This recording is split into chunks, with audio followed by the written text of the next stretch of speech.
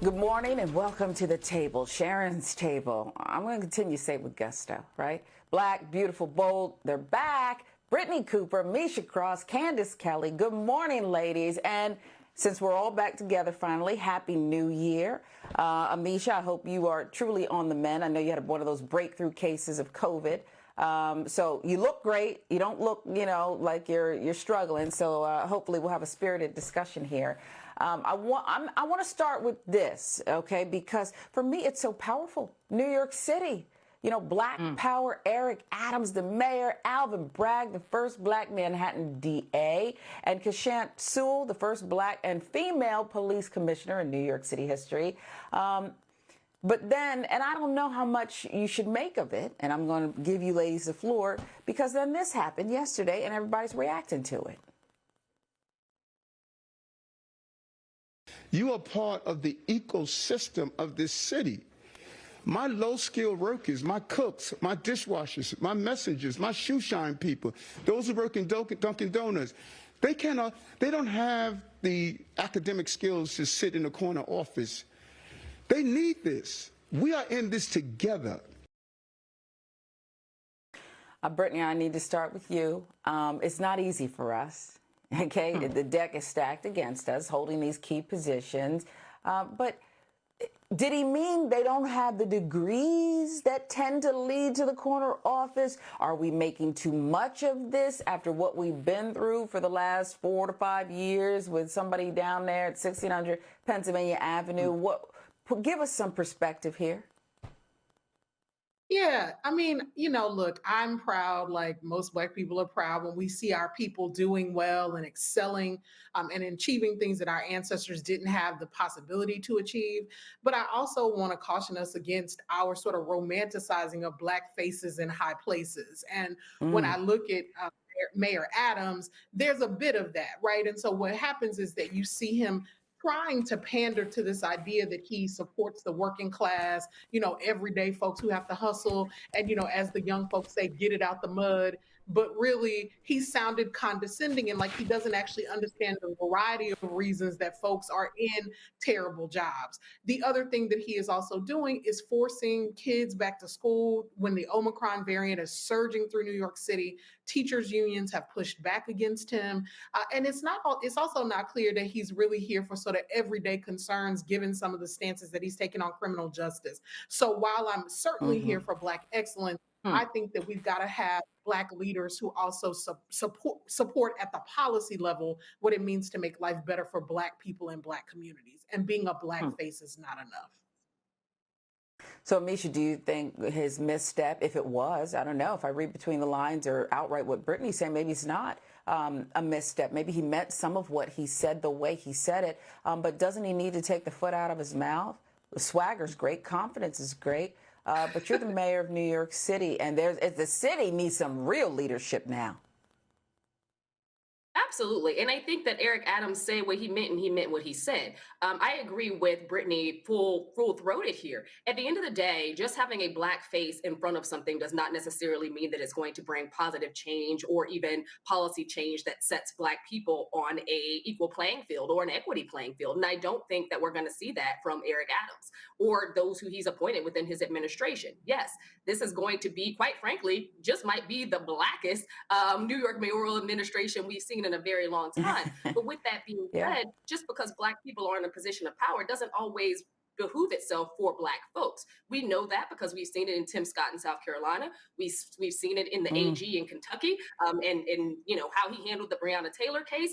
Just because you have a Black person in a position of power doesn't necessarily mean it's going to do well for Black people. I was extremely disgusted by the comments that he made about low-skilled workers and a lack of education or a lack of intellectual capacity among them, because I think of who comprises the low-skilled workforce, who comprises the workforce that is working in our restaurants and our grocery stores.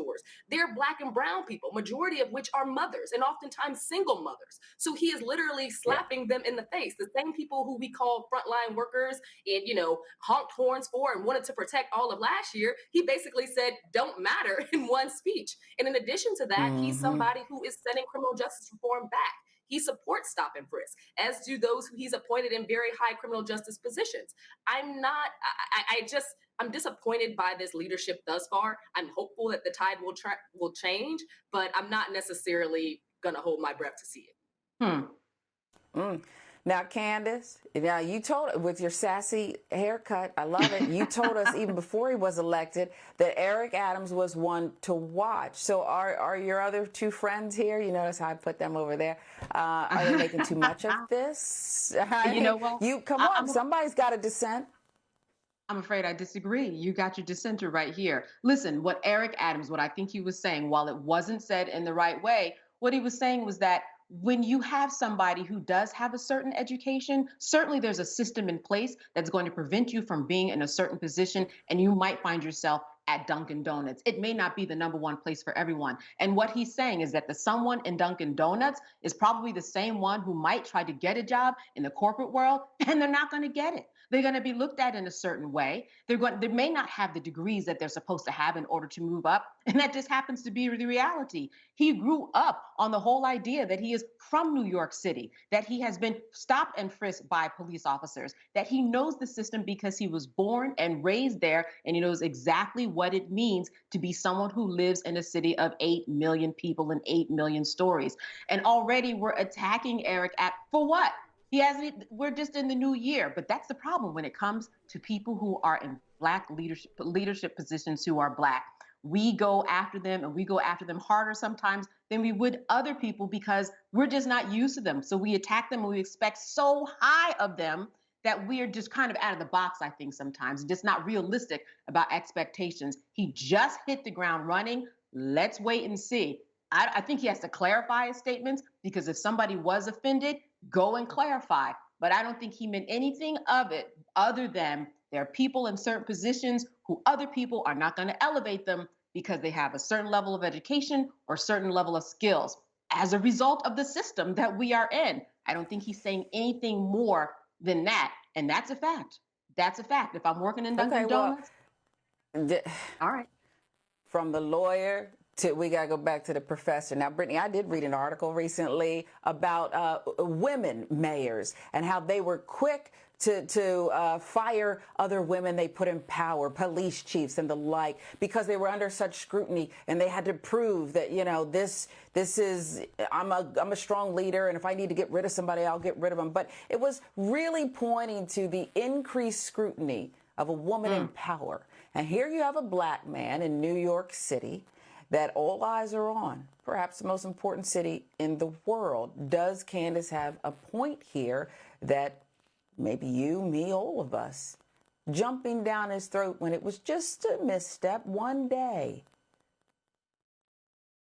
Look, I mean, you know, I respect my sister Candace, and I think she does have a point. I think she's absolutely right that we hold Black leaders to a higher standard. They don't have a great margin of error.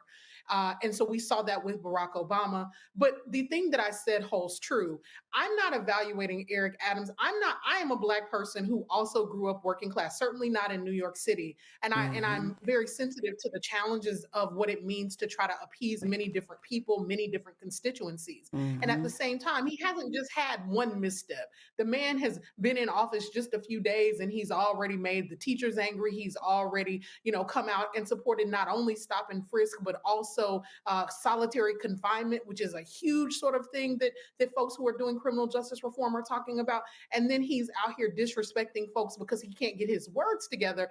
The thing is about Black excellence that we all always know is that you have to be excellent. And if you're going to be in these positions of power, our job in this moment where the world is on fire, where the earth is tilting, where Black folks are not doing well, is to not just be Black leaders in these places, not just to say, respect me because I came out of the hood, because I come from this place, but to say, respect me because I'm actually going to implement policies that when we look at them, they support Black people. And unfortunately, a lot of time what happens with Black leadership is because they are so worried about being seen as biased towards Black people, They Yeah. govern in ways that bring these other constituencies along, then it hurts Black people. This was the lesson with Barack Obama, who wanted to be seen as the president of America and not Black America. And so there were some critical places where he could have pushed for us and he didn't. And in the end, Trump still was elected anyway. And I'm going to stand my ground and say I think Eric Adams has made serious missteps here. I'm not going to get at brother any leeway simply because he's a brother, because I'm like, when you love us, then you stand up for us, because you certainly rely on us to go to the voting booth to get you into office. So then don't start throwing us under the bus when you then get into this position and then use the fact that you are Black and from the community as a way to quash our right to critique you. Because you can love somebody and support them Wow. and still not agree with everything they do. I'll give him 90 days, the Sounds same like way it. people give me 90 days when Okay. I get at a job and I'm extra Okay. scrutinized. I'm not going to do him like white people have done me all my career. I guess that's just what I'm saying. Oh. Mm. Well, we're not doing That, them like white people, though, Candace. We saying don't endanger Black and brown children who are in public schools by subjecting them to COVID. We're saying don't endanger these Black and brown folks who are disproportionately in these jails by putting them in solitary confinement. Don't keep on stopping and frisking our Black boys. There was more stop and frisk of It's Black and the first Latino folks day. than there I'll were give him Black and 90 Latino days. folks in the city. Give him 90 days. 90 I days want for you him to to I'll continue give him some destroying, time. for him to How destroy many New days in York. a year are we? I'll give him. you don't All get I'm 90 saying is but I'll days give to him some talk Candace, is crazy to time. she Black saying? people. But Candace, No. what Brittney's saying is, and you respond to that, and what Ameshia's saying is, this isn't about one day. They're saying these are his policies. We know his story. He has an incredible story, right? Falsely accused, beaten by police. He gets Right. himself together and says, you know what, I'm going to join you. I'm going to make a difference. And now we're at the point where we have to say, well, what do you think is the right way to make that difference? Have you concerns about the policy sides of an Eric Adams administration? He can change his mind. Listen, Alvin Bragg came out with a memo the other day. He's going to change everything in terms of the types of crimes that he's going to prosecute, in terms of those people who are carrying marijuana, who are prostitutes. He's not going to go after them in some way. Even some of the burglaries, he's not going to go after them and make them felonies in that way. When all of these Black leaders finally get to, they're finally here. They're going to have to congregate, meet some way to figure out what is our master plan and connecting the dots in terms of what we're doing now. You are right. The world is watching New York City and all of these Black leaders. They have not been able to function as a unit, which is what they're going to have to do. They can't function independently. The right and the left have to know what to do. They're all on the phone, maybe even right now and every day, to figure this out, because people are going to scrutinize them, and they are. All I'm saying is that minds can be changed. He ran on a platform. That mind can be changed. I just wonder what a few weeks will bring us. That's all. Well, he should probably have his act together day one. I think you would probably say, Ameshia. And maybe he does. Maybe he does. But I remember the Dinkins administration and the undermining. Perhaps the will was there in some ways, but he was not. His hands were tied. So if Eric Adams has all of this Blackness surrounding him, and I hear you, Brittney, that just because, you look like me doesn't mean you're looking out for me. We got to see what he's going to do.